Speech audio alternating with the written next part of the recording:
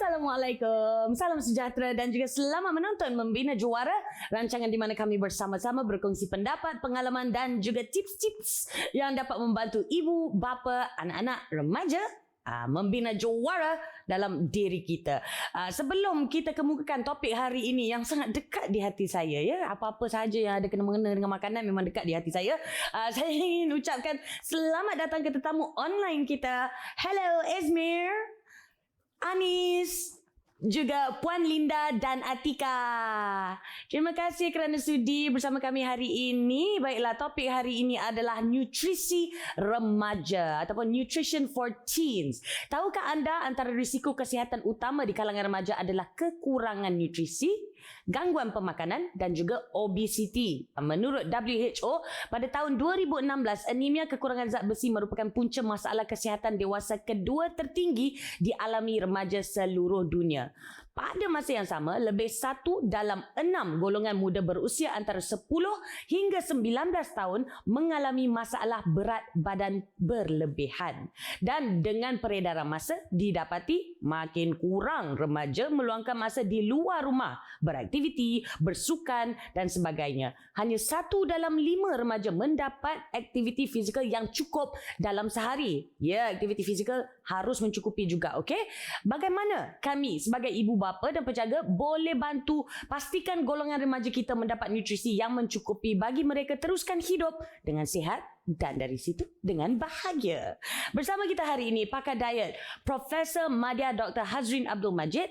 Dr. Hazrin mengetuai The Center of Population Health dan merupakan Profesor Madya di Jabatan Perubatan Kemasyarakatan dan Pencegahan di Universiti Malaya. Beliau juga Naib Presiden Malaysian Dietitians Association. Assalamualaikum Doktor. Waalaikumsalam warahmatullahi wabarakatuh. Masya Allah. Okey, terima kasih sangat-sangat kerana sudi bersama dengan kami untuk episod kali ini. Dan saya difahamkan doktor memang dah menjalankan kajian mengenai nutrisi anak muda ataupun remaja selama 10 tahun dah sekarang. Ya, betul. Wow, okay, so that's a long time. Apa agaknya antara isu-isu nutrisi yang nampak sangat lah yang lebih common antara remaja ni? Okay, first of all, terima kasih kerana jemputan. Daripada kajian, kalau ikut daripada kajian kita, masalah nutrisi remaja, antara masalahnya salah satunya mungkin ada juga yang kebanyakannya 1 daripada 4 berlebihan berat badan. Bermakna 25%. Wow. Daripada remaja yang kami ikuti adalah seramai 1,500 daripada 3 daerah, ya. Okey. 3 negeri. Oh, okey. Ya, Wow. okay. So Selangor, Perak dan juga Putrajaya lah. Alright. Jadi masalah-masalah ni termasuk juga berlebihan berat badan, ada juga yang sangat kurus dan ada juga masalah anemia seperti mana yang tadi cakap yang anemia tu memang sangat ketara di Malaysia. Right. Walaupun kita nampak semua pergi sekolah tapi kita tak tahu yang itu sihat ke tidak. Betul. Dan masalah yang lagi satu adalah kebanyakan juga tend to skip breakfast, maknanya tidak mengambil sarapan. And kita selalu dengar breakfast is the most important meal of the day. Yes. Tapi saya sendiri guilty of skipping breakfast. Okay.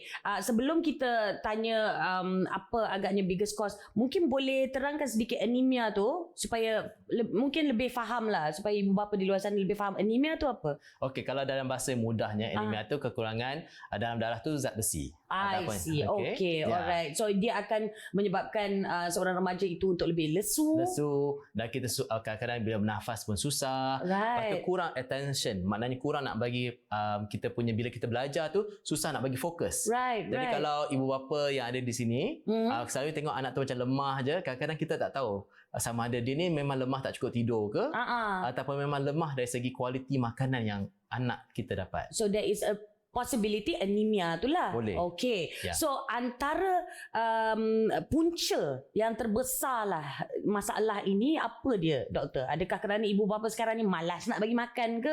Takkanlah kejam tu kot. Dia tu soalan yang sangat menarik because kita melihati kalau untuk ibu bapa ni dia ada 2. Satu yang di luar bandar dan satu di bandar. Okay. Kalau di bandar mungkin kita boleh nyatakan tiada masa untuk menyediakan makanan. Tetapi kalau COVID-19 hari itu saya nampak yang kat rumah pun banyak je food panda datang. Jadi saya tak pastilah sama ada tiada masa ataupun makanan yang sedia ada tu kadang-kadang back to knowledge. Kita tak tahu apa benda yang kita bekalkan tu mungkin bagi dia, dia rasakan sediakan nugget dalam air fryer tu sihat. Tetapi dia lupa yang benda tu continuously adalah makanan terproses. Jadi dia kurang peimbangan dari segi karbohidrat, protein, fat dia semua. Mungkin itu selalunya ibu bapa yang terlepas pandang. Mungkin. Ya, dan juga selalunya bila kata pasal makan, dia bukan penting kepada apa quantity composition dia. Asalkan perut kenyang. Ya, baru saya nak cakap. Ya. Perut kenyang tu tak semestinya makanan yang masuk tu semua sihat. Baik. Perut kenyang tidak semestinya perut yang sihat. Betul. Okey. Baik. Alright. Okey, kalau mungkin doktor boleh terangkan sedikitlah, okey. Keperluan nutrisi tu memang saya faham dari pandangan kasar pun kita tahu akan berbeza. Betul. Dari setiap peringkat usia. Betul. So, apa perbezaan dia kalau kita bandingkan remaja bandingkan dengan kanak-kanak ataupun dewasa? Okey, itu untuk kita, untuk remaja, keperluan pemakanan mereka dari segi tenaga, protein, karbohidrat memang berbeza dengan usia-usia yang lain. Contohnya kita ambil kalau kanak-kanak ya, dia perlukan lebih kurang antara umur 1 hingga 3 tahun 980 kilokalori. Tetapi untuk remaja bila masuk daripada umur 10 sampai ke 12, dia memerlukan untuk lelaki ya. Lelaki dengan perempuan pun berbeza dia punya jumlah tenaga. 1400 untuk yang lelaki masa yang tu, tetapi bila dia masuk 15 ke 19 tu, dia punya daripada umur 15 sampai ke 17 tu, dia punya peningkatan tu lagi banyak, 1000 sampai ke 1900. Bila masuk ke umur sampai ke 20, dia memerlukan lebih kurang 2050. Itu secara sehari. Sebab dia ada sebablah, sebab physiologically masa tu sedang membesar, otot masih sedang dibina dan dia pun sangat aktif. So ini lelaki. Untuk lelaki. Kalau perempuan, kalau untuk perempuan dia punya masa umur 10 sampai ke 13 tadi tu, keperluan dia lebih kurang 150 kalori daripada lelaki tadi. Maknanya kalau 1500 untuk lelaki, dia 1350. Dia kurang sedikit saja sebabkan composition masa dia pun kurang, tapi itulah cukup untuk membekalkan tenaga, yang mana kalau ikutkan dalam tu termasuk juga cukup protein dan zat-zat lain kalau makan makanan seimbang lah. Tapi as they grow, ini yang masalah sikit. Bila masuk 15-17, keperluan dia mungkin naik tapi tidak sangat tinggi. Yang penting adalah setengah-setengah mikronutrien tadi. Itu yang pentingnya mikronutrien, sebab sebagai seorang remaja perempuan, dia sudah datang head. Dan pada masa itulah setengah-setengah makronutrien tu, contohnya zat besi atau iron tadi, dia perlukan lebih.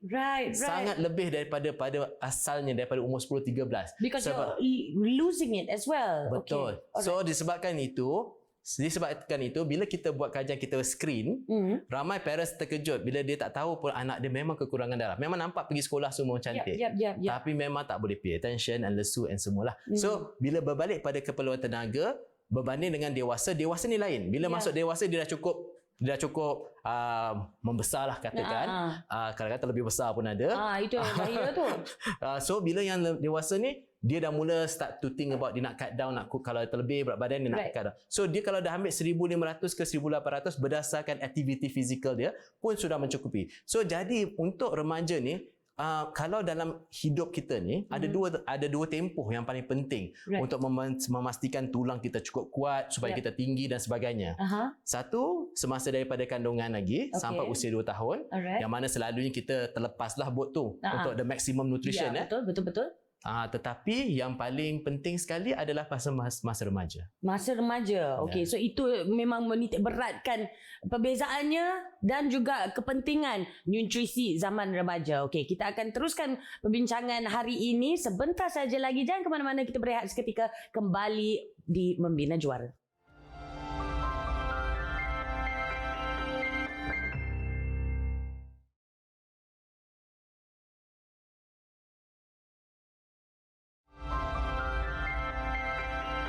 Selamat kembali menonton Membina Juara bersama saya Dr. Hazrin. Pakar diet kita hari ini membincangkan nutrisi remaja. Doktor, apakah meal ataupun kira macam makanan yang ideal lah untuk seorang remaja? So kalau kita katakan dia ideal untuk remaja tu, mula daripada sarapan dia, sekurang-kurangnya dia mesti adalah sama ada satu hari tu nak ambil tosi ke, satu hari tu nak ambil dengan roti ke. Maknanya ada kandungan yang bercampur dengan protein.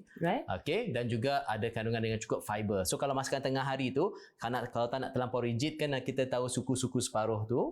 So pada remaja dah patutnya start that amount kalau boleh for your nasi and also your protein. Mungkin protein tu lebih sikit lah. Doktor, embarrassing that I have to tanya suku-suku separuh. Suku-suku separuh, suku tu apa, separuh tu apa? Suku-suku separuh tu kalau ikutkan pada pinggan, sebab kita nak bagi visualization yang senang. Jadi suku tu dari segi karbohidrat, which is actually can be either your noodle, bread, boleh masukkan dengan nasi sekali, tapi bukan semua tu serentak. You choose either one. And then satu lagi tu protein. Tak kisahlah ikan, but cara masakan tu the most important lah. Ada you grill and everything. Separuh lagi tu actually a combination between kalau boleh sayur, tapi selalunya untuk remaja ni tak berapa gemar sayur because it comes daripada macam mana kecil dia train. So kalau tak, there's another one tambah dengan buah. So kalau boleh bila malam tu mesti ada dengan some milk because just to make sure that dia cukup untuk pembinaan tulang dia because this is the time kepadatan tulang remaja tu sedang dibina. So kita sering fikirkan alah susu tu untuk anak-anak kanak-kanak kan. Tapi remaja pun sangat-sangat penting dia kalau makanan yang tinggi kalsium lah, tak semestinya susu sebab ada orang cakap nanti dia lactose intolerance dan sebagainya. Tapi makanan yang tinggi kalsium can be sometimes datang daripada you punya ikan bilis. Tapi cara je lah masak tu, kalau ikan bilis tu kenalah rendam sikit dulu supaya you leach out, buangkan dia punya garam. So maknanya you kena pandai modifikasi. Dan itu memang sangat penting parents mengetahui apa yang anak tu suka makan dan cara macam mana you nak masukkan fit in. Tak boleh you hanya bagi tahu dia apa yang dia kena makan, tapi doesn't tailor dengan apa yang dia suka. Macam mana pula dengan aktiviti fizikal? Takkan kalau kita cukup makan ikut segala apa yang suku-suku separuh tu, takkan physical activity tak perlu? Itu soalan yang bagus. Berdasarkan kajian kami sendiri pun, memang hanya 10% saja remaja yang mempunyai ataupun menjalanikan aktiviti fizikal yang mencukupi untuk usia dia. Sebab setiap usia tu daripada 10, 13 seperti saya cakap tadi tu, dia perlu buat sekurang-kurangnya kalau lagi usia muda, satu hari sekurang-kurangnya 1 jam untuk beraktiviti fizikal. Bila kita buat aktiviti fizikal, itulah masa kita punya tulang untuk padat dan juga untuk otot-otot kita membina. Dan sangat penting juga untuk for female, have this time to actually build your body. Kalau you masa ni tak ada buat sangat physical activity, you akan lagi bila dah tua, lagi dewasa, lagi banyaklah accumulation you punya lemak. Bila kita overweight, obese. Jadi bila you berkumpul lemak ni, inilah yang menyebabkan nanti you senang dapat penyakit diabetes dan segalanya. Bukan kerana satu hari you minum air gula tu terus dapat diabetes. It's actually satu proses. Dia satu macam orang kata tu bit by bit lah. Yalah, sikit-sikit jadi bukit. Betul. So macam dia pemakanan dan nutrisi pun sama jugalah. Yes. So you eat. Sekali lagi kita tekankan, inilah betapa mustahaknya kita mulakan dalam zaman remaja. Kerana ia kira macam zaman yang menetapkan kesihatan badan kita di masa hadapan. Betul. Alright, dalam episod sebelum ni, panel pakar kita, seorang pakar psikiatri, Dr. Anita Kodati, kita ada bincangan dia mengenai body image. Body image issue. So ada satu ujungnya, mereka yang terlalu risaukan size badan. It's not even how you look half the time. They're just obsessed with the size of the body. Dan pada ujung yang lagi satu adalah yang tak kisah langsung. Itu yang doktor cakap tadi lah kan, yang dah remaja pun kita dah start kumpul lemak lagi. Dia akan sambung dan mungkin lagi teruk di masa hadapan. Jadi macam mana kita nak bantu remaja kita, dan mungkin kita sendiri pun boleh bantu diri kita sendiri memahami nutrisi dan cara pengambilan nutrisi yang sesuai pada diri kita, body type kita, usia kita. Macam mana kita nak bincang dengan mereka, nak suruh dia orang faham juga. sebenarnya saya rasa inisiatif untuk memberitahu pasal pemakanan sihat ni memang dah ada dalam sukatan pelajaran ya, tetapi cara untuk kita sampaikan tu mungkin tidak nampak begitu menarik dan memberi impak yang tinggi sebab kena bagi information yang infografik. So bagi remaja ni sebab dia bukan tak nak buat. For example kalau untuk yang tadi terlampau ekstrim overweight obesity tu, kita kena check balik sama ada apa yang dia biasa makan dekat rumah ataupun maybe dia tak makan tetapi hanya makanan yang ada di kantin sekolah. Kerana contoh makanan di kantin sekolah dengan kalau ada setengah tu dengan sausage-nya, dengan nugget dan segala-galanya ada. Okay, maybe dia parents kata saya bagi saja duit. Tapi dia tak tahu bila pandai kamu. Ada juga trend kalau you tengok remaja, because of trendy atau jumpa kawan, I should go macam kat cafe, kat coffee. So yang penting minuman tu yang penting. So tak penting sangat dengan makanan dia. So dia akan jadi another extreme. So untuk menerapkan informasi tu berbalik kepada cara pelajaran tu kita nak buatkan something yang more interesting and infographic. Kita punya usaha, so, contohnya macam sekarang kita bagi information apa yang penting, but at the same time remaja ni dia nak tahu if I'm going to be a footballer, berapa saya nak. So you kena bagikan information tu kepada apa physical activity dia. So ini memberikan mereka empowerment. This age is no longer just to dictate. This age is actually kalau kita nak mengajar kena bring together. And parents rasa ini rasa sangat susah because dia dah biasa dengan sampai umur 10 tahun mengajar saja. Sekarang ni kita perlukan feedback juga untuk mengajar tu. And then kadang-kadang another best way is actually contohlah misal kata if your kita sebagai doktor bila cakap kat mak bapak kita sometimes susah sikit nak dengar because anak yang beritahu nasihat kan. Contoh so sama juga macam dengan remaja ni. Kalau parents yang bagi tahu memang masuk telinga kanan keluar telinga kiri. Ada setengah yang mendengar, setengah tidak. Tetapi kalau information tu datang daripada orang yang betul sumbernya dan dia akan ambil. That's why it's very important sometimes kita perlu adakan yang reference contoh selebriti ke somebody who are actually advocating benda-benda yang sihat ni. Healthy eating. Healthy eating. Nutritious eating. And it's not just about the body image. Betul. Doktor ada sebut tadi kan ini kalau like macam what do I need to eat if I want to be a footballer contohnya.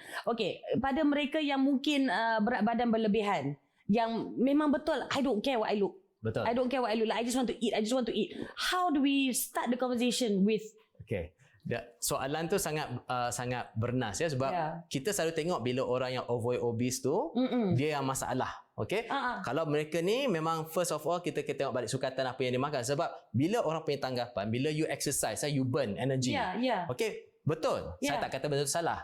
Tetapi you never know what's happening in your body. So saya banyak selalu jumpa footballers yang memang BMI ideal lah. Muscle siap, pakuk cukup, six pack semua. Ambil je darah terus 7, 8. Wow, itu bagus sebab ke tidak tu? Tak bagus. Sebab kita patutnya tengok total kolesterol rendah daripada 5.2. Tetapi dia sudah 7 dan 8. Maknanya tinggi.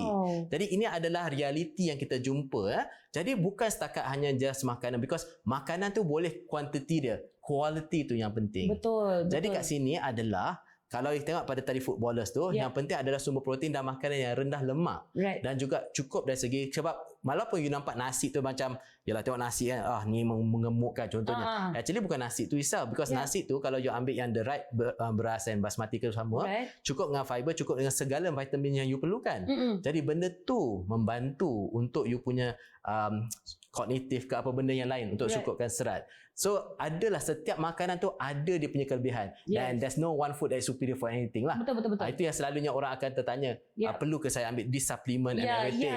Itu datang daripada situ lah. Kalau kita dah monitor dan tengok tiada perubahan baru kita start.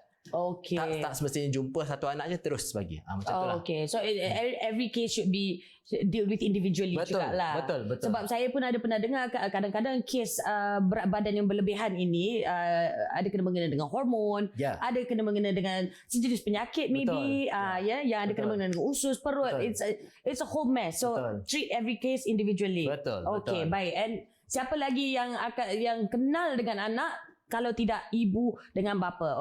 So we should try getting feedback dalam apa nama ni, dalam usaha mengajar mereka. Okey, so sekarang ini doktor ada cakap tadi nasi itu kan, nasi itu kita tak boleh nak kata it's not good at all. Saya pernah tengok video Manny Pacquiao. Manny Pacquiao, the boxer, world famous boxer, dia makan nasi. Setiap kali dia makan nasi, dia akan makan 2 pot. Bukan put. Okey, bukan pot. 2 pot nasi setiap kali dia makan. Bermakna dia perlukan, dan badan dia tip-top. He's a boxer. Okey. Dan banyak juga sumber ataupun nasihat di internet mengatakan yang makanan atau diet datang dari dunia barat kan. Okey, so ada yang beranggapan bahawa kalau nasi ni ataupun karbohidrat lah, kalau kita dengar lah nasi, gulai, minyak, karbohidrat banyak, everything. So kira macam adakah makanan tempatan ni kurang sihat disebabkan tanggapan ini, or is it just a tanggapan? Okay. Kalau Manny Pacquiao boleh pula makan nasi macam itu, okey ke badan dia?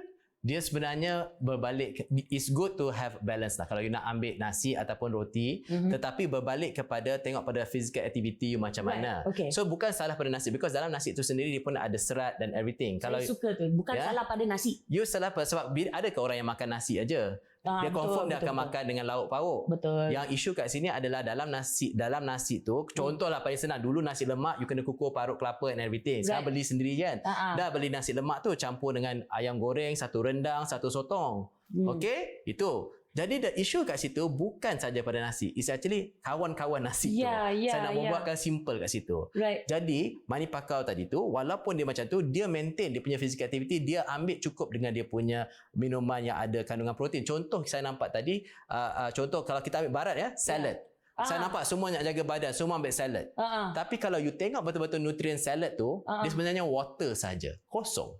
Sebab tu kalau sekarang siapa yang masa time COVID ni you letak untuk tanam salad yang ada pot-pot tu, letak air je sempat cantik je sebab dia water. Berbanding dengan ulam raja ataupun sayur-sayuran hijau yang lain, dia ada fiber dan vitamin C lagi tinggi. Ulam-ulam lah.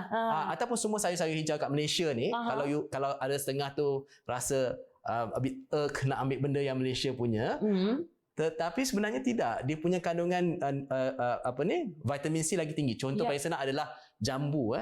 Jambu satu ataupun suku tu lagi dia punya kandungan vitamin C lagi banyak daripada 2 of your oranges. So it's actually very important lah to understand, dan jangan senang buat macam claim je kalau benda. Sebab kalau you kata barat ambil roti pun ramai je overweight obesity di US. The burgers are loaded with heart cases ataupun pizza. so I rasa berbalik kepada, it's actually very good if you look into kat mana you tinggal. It must be somewhere that is, because you kita ada keturunan kan ataupun genetic. It has been part and parcel of your genetic that you are having this food. Dan kalau kita tengok gambar-gambar lama, nenek-nenek kita, atuk-atuk kita smart je pakai suit, pakai ni, tak pula terfikir, tak pula teringat. 40 tahun masih boleh pakai kebaya. Kebaya yang begitu, hourglass, tak pula ingat diorang cakap makan salad je, tak ada, tetap gulai. You know what I mean or not? Budu is budu. Itu harus ada. So, okay, bagaimana doktor kalau remaja atau ibu bapa yang terlalu kesibukan, okay? Yang setakat ini kita bincang pada makanan yang disediakan sendirilah. So, sekarang ini jangan kata nak masak proper meal, nak masak ikut time pun susah. Mak bapak kerja bukan sahaja di luar, di rumah pun bekerja juga. Tak sempat nak masak. So yang paling senang adalah nugget dalam air fryer kadang-kadang. So adakah take away food or like fast food, you know, bukan fast food, bukan makanan bukan macam junk food. It's not junk food, fast food dan take away. Adakah itu tidak sebegitu berkhasiat atau fast food ni sebenarnya kalau kat Malaysia punya konteks it's a bit broad, because dia bukan hanya McDonald, KFC dan sebagainya sebagaimana yang kita selalu ingat. Fast food tu termasuk juga mamak, roti canai, semua benda pun itu termasuk fast food juga. Okay. Alright. Tetapi yang paling penting sekali tadi berbalik kepada masa tu, this is very important. Tak ada maksudnya bila you beli daripada luar, ada juga yang healthy. Laksa contohnya, it's actually part of the healthy food also. Okay, dia berbalik pada masakan dan apa yang you tambahkan. Santan ke apa benda. So daripada sini, actually apa yang you nak ambil is asalkan seimbang adalah itu yang paling optimum. Sekarang ni isu adalah kita tak suka benda yang everything seimbang dalam kata kasar. Dia nak something yang very quick fix. Itu je yang dia punya isu. So walaupun kita nak order out, kena berhati-hati jugalah apa yang kita beli, apa yang kita order. Okey, dan apa yang kita sediakan dalam masa yang pantas. Kalau nak buat sandwich pun laju juga sebenarnya kan, daripada air fry nugget. So that's a choice. Okay, alright. Thank you doktor. Okay, kita akan sambung bincang mengenai nutrisi remaja sebentar saja lagi. Kita rehat seketika, kembali menonton Membina Juara.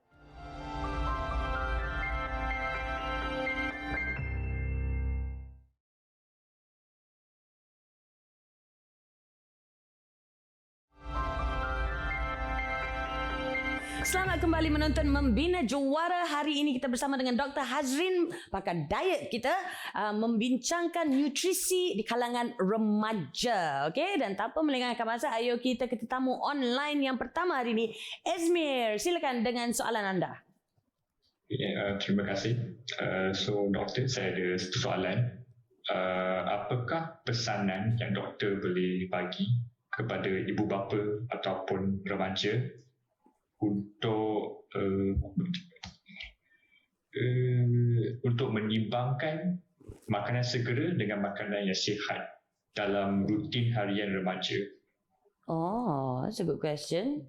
Makanan segera dan makanan yang sihat. Maknanya makanan segera ni yang macam mana nak selitkan dalam you punya weekly schedule. Right, right. Okay, soalan tu memang kita kalau secara logik lah, saya tak pernah jumpa yang orang akan makan sihat setiap hari. Betul. Ada juga kalau contohnya bila you pergi kenduri, confirm dah tak sihat lah. Betul. Okay, so berbalik kepada tadi, kalau ada apa yang you kena buat adalah contohnya makanan yang segera tadi, selalunya dia tinggi garam. So apa yang you tahu, kalau ada hari yang you dah termakan makanan segera, so you kena counterbalancekan banyak hari yang seimbang dengan lain. So what you do is, bila you dekat rumah, try to be the best for yourself. Right. Okay, sebab makanan, contoh saya ambil bila you makan makanan segera, kalau you campurkan semua benda, mi segera ke apa benda, kita dah tambahkan dengan sayur, dah tambahkan dengan telur, itu memang lagi baik. Okay. Tetapi bukan masalahnya dengan itu. Yang penting adalah garam yang you tambahkan. Sebab garam ni dalam makanan segera tu memang sangat tinggi. Bukan setakat satu brand lah. Saya panggilkan semua makanan segera tadi tu. Dari segi mie dan sebagainya. Sebab inilah yang menyebabkan, ataupun kicap, selalu kicap, itu adalah makanan segera, contoh salah satunya yang sangat tinggi garam. Jadi bila you nak mengimbangi itu, first kita tengok bila masa yang you boleh makan yang tak sihat tu, adakah masa yang keluar bersama dengan makanan dekat luar. Tapi bila yang dekat rumah, you make sure kan dia healthy. Sebab sangat sukar, especially kalau you adalah student yang sentiasa nak makan healthy, dan kadang-kadang the only best way is actually ada hari maybe tak trendy lah, kena bawa dengan your own punya bekal. Tapi saya sangat terkejut bila masa remaja dia tak boleh nak bawa bekal, tapi bila dia dah go into the gym, boleh pula bawa bekal. Semua benda bawa sendiri. Saya pun terkejut dia dapat seruan tu lambat sikit. Tak, sekarang it's trendy. Trendy to bring your own bekal. Tapi bekal tu memang kena style sejenis lah. Kalau yang minat K-pop tu kena ada BTS, gambar BTS, sebiji muka dia orang kat bekal tu, janji ada. Tapi yang penting yang harus kita ingat adalah yang apa yang diisikan dalam bekal itu. Okay, alright. So why not we trendkan balik kan? Okay. Ismail, ada lagi satu soalan, silakan. Okay, soalan kedua saya adalah apakah diet yang doktor boleh bagi untuk seorang remaja boleh ambil dan mengadaptasinya kepada zaman dewasa mereka atau zaman awal dewasa mereka. Okay, alright.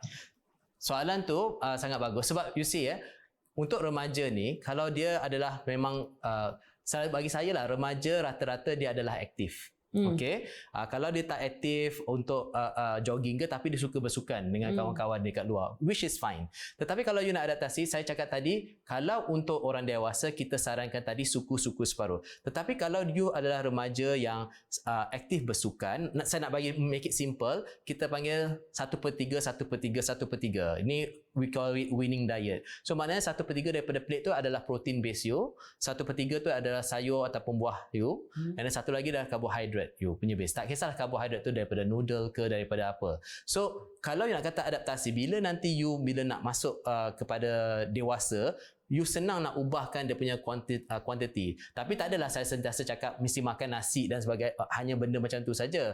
You boleh adaptasi bila makan kat luar, daripada makan roti canai banjir, you boleh ambil tosai. Okey, dia punya perbezaan kalori dia adalah sangat ketara. Okey. Ada dia punya cara. So bagi saya remaja punya pemakanan dia dah menyerupai macam dewasa. Kecuali kat sini adalah kebanyakannya tidak memvariasikan makanan mereka. Contohnya kalau dah biasa sangat makan burger, almost alternate days tu burger je. Right. So ataupun dah biasa, kadang-kadang salah kepada parents juga. Sorry lah, saya pun parents juga. So parents ni selalunya kita apa-apa kita nak make it senang untuk kita. So this is very important. So kalau kita dapat empowerkan anak-anak ni tahu apa yang dia nak, dia boleh tahu hari ni nak ikan and everything. Tapi kena start daripada beberapa awal jugalah. So I hope that answer Esme punya question lah. So dia ada transition dia, tetapi remaja is almost towards adulthood already. So dia punya picking up makanan tu sepatutnya you patut pay attention the variation, variety, bukan monotonous. Alright, Anis. Now I let you. Silakan soalan anda. Hai, Assalamualaikum doktor. Waalaikumsalam. Saya nak tanya, bagaimanakah nak cukupkan kalsium dalam badan tapi pada masa yang sama saya lactose intolerance. Jadi apakah pilihan lain untuk saya cukupkan kalsium dalam badan? Okey. Soalan yang baik tu Anis. Untuk mencukupkan kalsium ni daripada pelbagai sumber. Bukan setakat susu, memang dia kaya dengan kalsium. Tetapi bagi saya, kalau kita tengok lactose intolerance tu, tengok pada degree mana. Ada setengah orang tu dia lactose intolerance sikit saja. So dia dah boleh ambil susu yang low lactose. Sebab kita sekarang di Malaysia ada banyak produk yang mana sekarang yang ada rendah lactose or lactose free. So you boleh ambil benda tu. Tetapi ada juga minuman macam soya yang dia juga diperkaya dengan kalsium. You ada ikan bilis pun tinggi kalsium. Saya tak pernah tahu tu sebenarnya. Tapi lepas tu ada juga dengan kadang-kadang sardin tu makan dengan dia punya tulang sekalipun, itu pun adalah kalsium. So you macam kecuali kalau makan sardin dengan tulang tu mungkin susah sikit nak dapatkan kuantiti kita. Keperluan kita tu untuk remaja agak tinggi 1000 mg. Tapi kalau you minum susu 2 kali, maknanya lebih kurang 3 kali gelas susu lah. Tapi misal kata you lactose intolerance, ada juga yang setengah tu boleh ambil keju sebab dia dah sangat dah tak ada lactose sangat dalam tu. So dia boleh ambil. So you boleh swap. Kita swap. Mana kita tukar. Jadi jangan terlampau stick sangat sebab dia macam ni. Kalau makanan susu tu you hanya ni saja yang tak boleh, tapi dia ada A, B, C, D lain yang you boleh ambil. Dia penting kat sini adalah apa benda yang kita boleh ambil dan berapa kuantiti. So sangat penting. Jangan terlalu rigid lah. Betul. Asal kalsium je susu. Sumpah saya tak pernah tahu ikan bilis tu ada kalsium. Saya tak pernah suka makan ikan bilis. Tapi sekarang maybe I'll try that.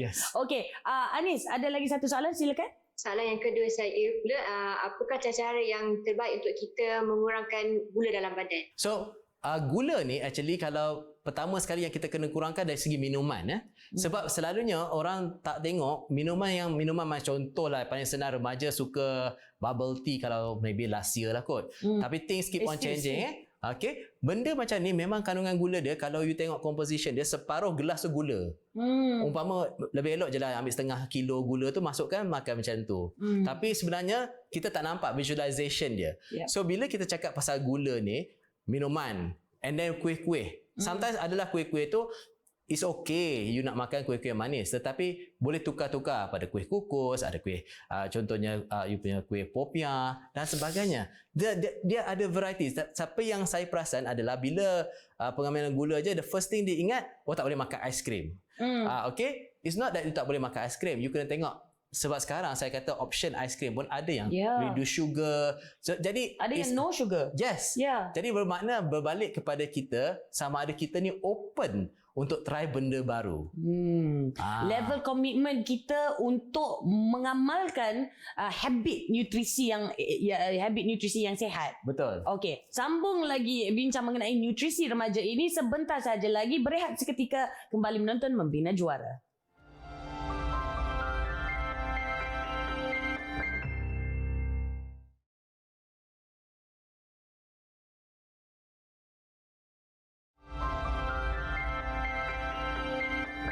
Selamat kembali menonton Membina Juara bersama saya Sharifah Alia dan juga pakar diet kita hari ini Dr. Hazrin membincangkan nutrisi remaja. Ayo kita ke tetamu online kita yang seterusnya. Kita ada Puan Linda dan juga Atika. Silakan dengan soalan anda. Hai dan Assalamualaikum. Saya nak tanya, adakah pengambilan suplemen ubat-ubatan yang tidak dijual di farmasi atau dipanggil sebagai produk viral ini selamat dan mempunyai nutrisi? Produk viral katanya. Produk viral. Saya dengar produk viral pun saya dah risau. Sanksi, serbi. Okey, kalau produk viral ni kita kena berhati-hatilah sedikit ya, sebab kalau dia adalah selalunya produk viral ada juga dia setengah-setengah tu tinggi kandungan gula. Tetapi apa yang saya risau adalah ada setengah-setengah tu mungkin juga adalah kandungan sejenis dadah yang kita tak tahu yang membuatkan you rasa lagi nak mengambil makanan tersebut. Jadi walaupun sebab itu yang perlu makanan kalau boleh dia make it very clear apa kandungan dia, apa yang dia buat. Itu yang pertamalah. Walaupun produk-produk viral ni selalunya untuk dijual selalunya akan lebih manis ataupun terlebih garam ataupun campur dua-dua sekali. Jadi suplemen ni kena berhati-hati ya. Kerana suplemen kalau misal kata yang kurang selera makan yang kita dah ambil daripada farmasi yang sedia ada dan kita dah berjumpa pakar dia suruh ambil, kita boleh ambil. Tetapi ada setengah suplemen yang mana akan menyebabkan kita punya kandungan darah ataupun daripada kita punya hati ada setengah-setengah bacaan tu dia akan maknanya membuatkan hati tu kerja lebih. Right. Jadi bila kita pengambilan suplemen ni walaupun you nampak daripada luaran nampak semua dah cantik, it's good to actually just check darah. Kita tak tahu sama ada. Macam saya cakap tadi lah, you nampak anak perempuan semua sihat pergi sekolah. Okay? Tapi penat je. You never know. It's actually dia anemic. Itu maybe perlu suplemen, tapi suplemen yang tu first you kena modify diet. Tapi kalau tidak mencukupi dan baru, tapi kena merujuk kepada pakar di sana. So itu saya harap itu sebab ada setengah-setengah suplemen. Contohnya kita panggil nutritional supplement yang mana pelengkap makanan. Yang itu mungkin boleh diambil bagi mereka yang mempunyai kurang selera. Ada setengah yang macam tadi yang kurang sangat berat badan tu, kita boleh balik. So jadi keperluan setiap tu adalah berbeza. Tapi kalau anda diberikan dekat rumah ada makanan yang banyak, tak ada masalah untuk mendapatkannya. Dan selalunya tidak perlu. Saya perasan ada juga segelintir mungkinlah contohnya pesakit kencing manis, diabetes. Tapi kira macam nak cuba cara lain, kononnya cara lain untuk mengubatinya, ambil suplemen tanpa merujuk kepada pakar, tanpa merujuk kepada farmasi sekalipun. Farmasis sekalipun ya. Dan at the end of the day daripada masalah kencing manis dah ke buah pinggang. Masalah buah pinggang pula. So do not self-diagnose dan do not self-cure. Okay, self-treat. Alright. So yes, sentiasa rujuk pada pakar. Okay, silakan Puan Linda dengan soalan anda. Okay, Assalamualaikum. Waalaikumsalam. Okay, macam sekarang wujudnya produk yang ready to eat, preheat, lepas tu homemade paste. Adakah semua produk ni perlu didaftarkan, maknanya dia kena letak yang fakta nutrisi tu? Lepas tu adakah ianya berkhasiat? Itu doktor. Okey. Soalan yang baik. Kalau dari segi makanan ya, kalau you kata tadi yang contohlah benda yang kita keluarkan tak kisahlah sama ada sambal ke ataupun apa-apa yang tersedia, sepatutnya dia punya kalau sukatan besar macam mana produk tersebut mesti ada dia punya labeling. Itu adalah memenuhi kena ikut akta lah. Nutritional facts dia. Tetapi kalau misal kata terlampau kecil macam gula-gula ke benda, dia tak perlu labeling. Tetapi kalau gula-gula you dah tahu dia memang ada benda yang manis lah. Jadi berbalik kepada itu, kalau kita tengok pada benda-benda sebagai perisa, kalau benda berperisa ataupun apa benda, mesti dia selalunya akan tinggi antara gula ataupun tinggi garam. Okey. Bagi saya sekiranya hanya sekadar mencuba, you nak mempelbagaikan cara masakan kadang-kadang dan tak ada masalah. Tetapi sekiranya membeli secara banyak dan menjadi satu habit setiap makan perlu ada, dan that is actually the issue. Sebab kita kadang-kadang walaupun benda tu di-label, kita mungkin boleh tertanya juga sama ada pelabelan tu betul-betul apa yang dia buatkan. So tepat atau tidak. Jadi saya rasa sebagai parents lah, kita kena tanya this question bila kita membeli tu. jangan terlalu mempercayakan labeling tu jugalah. Betul. Right. Human made, so you kena tapis lah. You boleh jadi benda tu benda yang famous ke dalam dalam any social media, tetapi sebagai seorang yang dewasa, you kena memikir balik lah benda tu actually bagus atau tidak lah. Right. Okay, so saya sebenarnya I relate to this question very much sebab saya jenis yang macam tu. Saya akan gunakan paste-paste yang sedia ada, khususnya anak-anak saya ni minat sangat dengan makanan Korea. Okay, so dengan gochujang apa benda semua, so dia orang sendiri akan masak. Betul. Tapi saya pastikan yang from that big bottle, setiap kali dia orang masak, which is not often, thank God, setiap kali dia orang masak satu sudu saja. Lepas tu yang tambah yang lain air ke, ada sayur ke, whatever lah. Betul. So that's okay. Yes. Dia punya quantity tu pun memainkan peranan. So kalau you tengok macam katalah ada orang balang, kalau one teaspoon dia sebab what we call it, kalau satu teaspoon yang mana dia akan berkongsi, then shouldn't be any problem. The issue kat sini adalah contohlah, kalau you misal kata you makan soup, you beli mihun soup tu, kalau you dah tahu kalau beli kat luar, definitely garam dia tinggi lah. So there's no harm kalau you nak makan just the noodle and hirup sedikit soup, tapi tak payah habiskan. Contoh, you boleh make it some modification macam tu lah, tapi ada juga yang kalau boleh dia terus minum dengan the bowl. So you kena buat sedikit perubahan lah, bit by bit. It make a lot of difference. Alright, terima kasih Puan Linda, terima kasih Atika, terima kasih Anis dan juga Esmir atas soalan-soalan anda. Kita hampir di penghujung rancangan. Tapi sebelum itu mungkin Dr. Hashim boleh bawa kita sekali lagi lah kan, kita recap sedikit antara tips-tips untuk diet, sebab diet yang berkualiti. Sebab Dr. Hashim dari tadi kan bukan saja kuantiti, kualiti itu penting, yang sesuai, yang ideal untuk remaja juara. Diet yang berkualiti ni kalau boleh seperti mana yang anda juga belajar dekat sekolah, mempunyai kandungan yang seimbang kan, dari segi karbohidrat, protein, vitamin dan segalanya. So benda tu masih basic tu masih sama. Tetapi cara kita mengambilnya pada masa bila adalah sangat penting. Contohnya, kalau pada kajian saya sendiri, kalau you skip breakfast, total kolesterol you tinggi, berat pun akan tinggi jugalah sebenarnya. Jadi tu tips saya nak buatkan simple kat situ.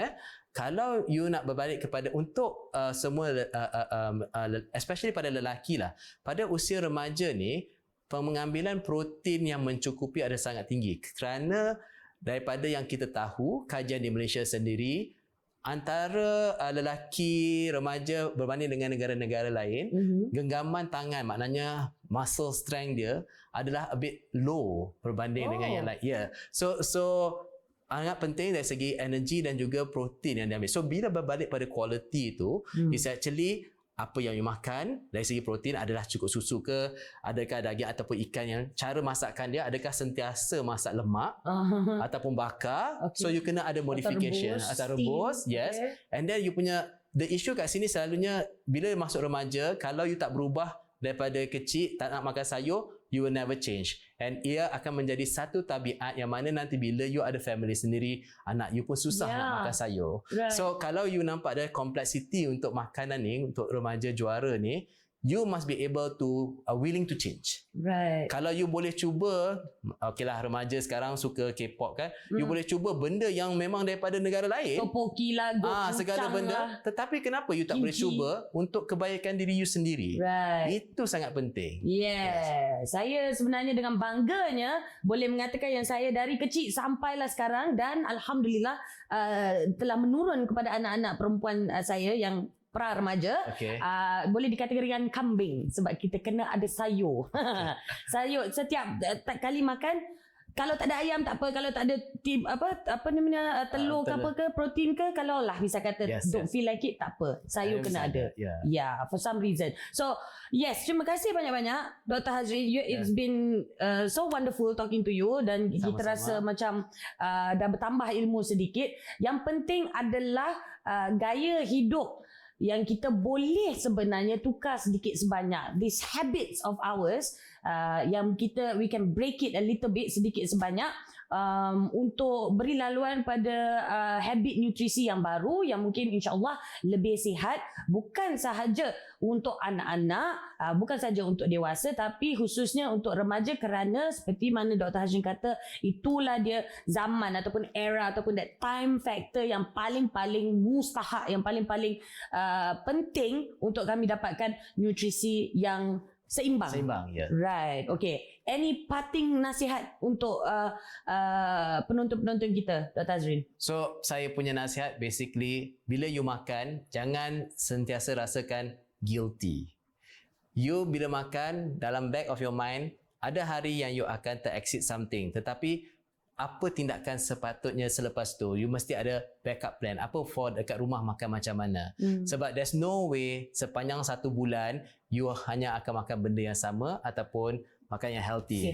Sihat saja. Dan jangan jadikan juga cheat day tu macam ada setengah cakap ya, sekali-sekala je prof atau sekali-sekala je doktor. Lepas tu besok sekali-sekala lagi. Lusa pun sekali-sekala lagi. Jadi lama-lama sekali-sekala dia. So dekat sini you punya willing. Okay, so very important, kena ada cross check lah parents bersama dengan ni. And it's good, makan ni is actually, it's not just about the food itself, it's the quality time, because kadang-kadang simple thing you tak kunyah pun makanan tersebut, which is very common kalau orang yang nak cepat je. And unintentionally energy intake is tinggi juga. So saya punya tips kat sini, saya buat summary, is actually food is to be enjoyed, but cara you tu terpulang kepada you, and fikirkanlah macam mana apa yang hidangan untuk anda makan untuk kesihatan anda sendiri. InsyaAllah. Dan orang Malaysia dan makanan yang sedap dan beraneka jenis, berpisah tiada. Cuma sekarang ini mungkin kita boleh amalkan sedikit the healthier choice daripada rebus benda tu dalam minyak. Kan, mungkin kita boleh bakar. Kita bakar ataupun kita rebus dengan air ataupun kita steam, kan. We can try that lah. Sekali-sekala kita mulakan lah, daripada sekali-sekala kita makan yang tak sihat, sekali-sekala kita amalkan yang sihat. Mungkin itu yang akan dijadikan habit baru. Betul. Kan, insyaAllah. Terima kasih banyak-banyak Dr. Azrin. Terima kasih sekali lagi diucapkan kepada tetamu-tetamu online kita. Ingat, kalau anda ada apa-apa soalan sebenarnya ataupun feedback yang ingin dikongsikan, ataupun nakkan lagi tips-tips Dr. Azrin, nak baca, nak tengok, nak dengan detailnya, boleh saja layari laman media sosial kami, like, follow dan juga share. Share itu penting, bukan kerana kami nak viral, tapi kerana kami ingin maklumat yang telah pun dikongsikan difahami semua dan diterima semua, insya-Allah. Okey, insya-Allah juga kita akan jumpa di episod yang akan datang. Saya Sharifah Alea. Kita jumpa lagi di Membina Juara. Assalamualaikum. Bye.